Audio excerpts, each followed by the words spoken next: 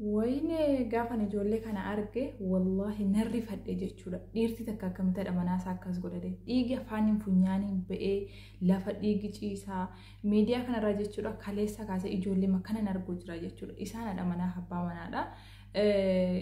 Amanuun rakkise namoonni tokko jala deemanii biraankiidha jedhu YouTube irrattis argeera viidiyoo isaanii. Kaan immoo maallaqaa fedhee dhiirriidha manaasaa akkas godhee wayyaa dhalaa biyya Arabaa koomentii jala deemanii wayii carraa keenya jechuutiin bo'u jechuudha shamarran baay'een. Ani garuu biraankii mattuu hin dhiyaata jedhee iyyaadiin hin jira jechuudha haga ammaayyuu ilaaluun dadhabeen waan rifaasisa akkasii. So dubartiin dadhabduudha. Humnaan ni caalaa inni ukkaamsaa akka malee godhaa hedduu takka haga isheen dadhabdutti kan inni tumaa ture jechuudha. Wannan ijoollee kanarraa qeequs jira wannan irraa dinqisiifadhe jabeenya isaanii himus jira jechuudha.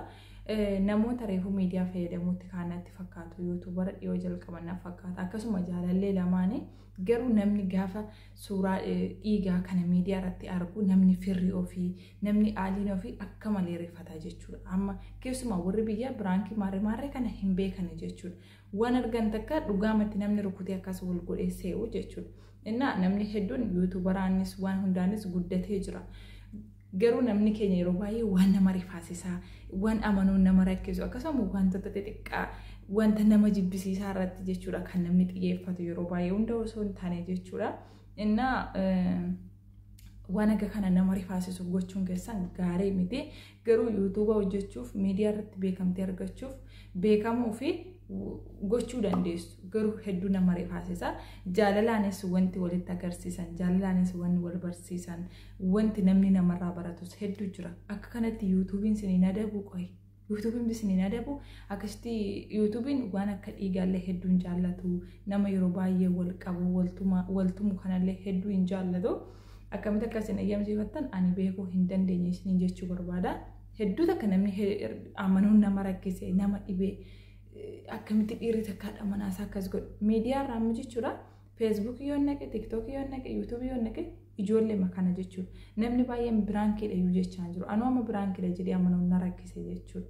Innaa yoo biraankii ta'ee xiqqoo ishee nama rifaasisa, amanuun nama rakkisa. Ani jechuudha qo'i dhugumatti ijoolleen kun jibbaaf waltummoo YouTube fedhanii waltummoo miidiyaa fedhanii maali baqa amanuun na rakkisaan dhaqee jala galee ilaala jechuudha. TikTok isaanii sarchi godhee yeroo TikTok isaanii sarchi godhee ilaalu maashaallah achitti wal jaallatu, wal hammatu, walijjin viidiyoo babbareedaa qabu jechuudha. Kana ilaaleetan tarii inni goyoomsuu fi YouTube guddifachuuf jecha akkas godhu jedheetan haga tokko qalbii keessa na dhufe jechuudha. YouTube isaanii irrattis waltumuu wal garaafuu malee wanti kanaa ta'e takka hin jiru jechuudha. Viidiyoo isaanii ilaala innaa akkasii jabaadhaadha. Akkaataa isinitti YouTube keessan saffisaan guddifattanii fi bareedaadha. Maaliif garuu Oromoo waan akkasii kana nama arrabsu nama qeequ waayisti yoogaa mudhiima hidhattan malee yoo waan gaarii hojjettanis wanni isin gaarii hidhattanii tamantan namoota hedduuf ta'uu dhiisuu danda'a. Haa ta'u garuu haga sadarkaa kanaa nama rifachiisuunis gaarii miti. Garuu hedduun isin dinqisiifadha.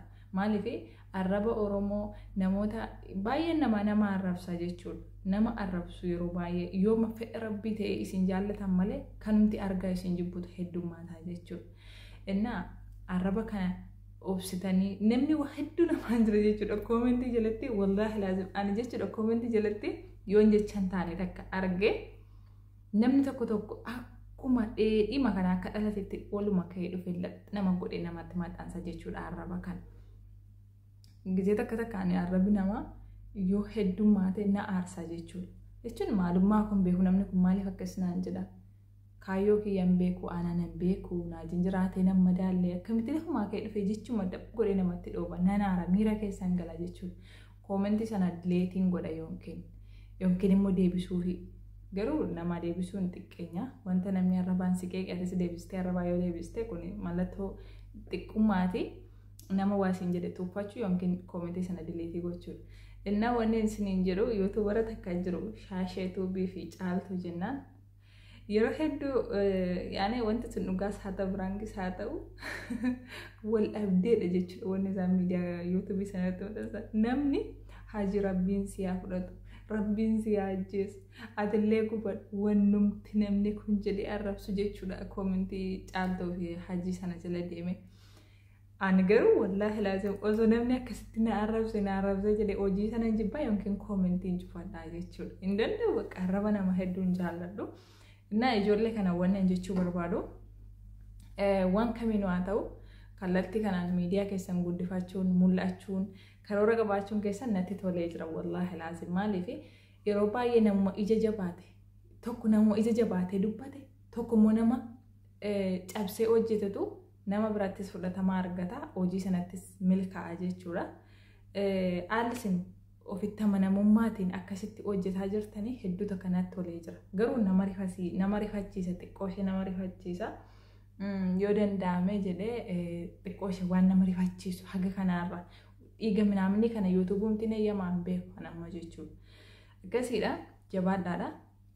Haala kanaan viidiyoon keessan babbareedee mul'ateennaan dhugaa rabbi ji'a 3 jechuudha. Yuutuubii keessan irraas baay'ee jijjiirama bareedaa argitu ji'a 3 geessan. Jechuun haala kanaan itti fuftaniina yuutuubii keessanittis ni milkooftu maaliif Oromoon akkasitti isin bartennaan sirriitti amilee isinii ta'a jechuudha wanti isin yuutuubii keessan irraa argattan. Viidiyoo kana waraabuun salphaa namootatti fakkaachuu danda'a. Yeroo kee gubdee sanumaayyuu immoo yeroo akkasitti mana keessa deemtee biraankii adda addaa hojjettu kana osoo namni si waraabee malee bilbila achi keessa yoo fageenyarra waan tokko goote hedduu mul'atu dhiisuu danda'a jechuudha. Salphaa namatti fakkaata. Ani amma yeroon akkasitti of fuuldura kaa'ee qofaa haasa'u rakkoo hin qabu. Inni nama 2-3 taanee hojjetan garuu dirqama namni nama waraabuu qaba jechuudha. Waan nama dhibu gaafa namni dhaabbatee nama laalu immoo waa dubbachuunis waa hojjechuunis namatti hin tolu wanta miidiyaa kana. Ani amma jechuudha osoo namni na bira jiraate namni Oromoo takka dhimma wayinaa isaa tanan na biraa deebiin jedhaan natti hin tolu jechuudha. Namaan dhufu yaane namni nama laalu miirri isaa nama kee badaa jechuudha. Inni akkasiidha wanni dinqisiifadhis jira jechuudha ijoollee kanarra. Yaa ijoollee reefu lafaa dhufaa jirtudha. Kunis yuutuubiin isaanii eewusha wadha yaa rabbi. Amir Shao qoy ilaaleen sinitti himu. Naa yuutuubiin isaanii Amir Shao jedha jechuudha. Deemaa sabiskiraabii godhaa fi warri viidiyoon akkasii isin rifachiifnellee haga dhumaatti daawwadhaa fi ani viidiyoo akkasii danda'e ilaalu wallaahi laazim. Osoo manni ergaa of keessaa qabaatee danda'e ilaalee hin xumuru jechuudha viidiyoo nama rifaasisu akkasii. Innaa akkasii viidiyoon isaanii guyyaa takkatti hojjetanii 29 ilaalameef jira. Oromoon nama qeeqa malee hunda miti gaa kan nama jaalatus jira garuu namni tokko amma hin danda'e waan akkasii ilaalu kan akka hojii akkasii ilaaluu jibbuurraan qeequs jira. Qeequma sanarra tarkaanfattanii haaluma kanaan yoo konfidensii qabaattanii hojjettanii isin ijoollee reefu lafaa dhufaa jirudha. Jabaadhaa isin jechuu barbaada.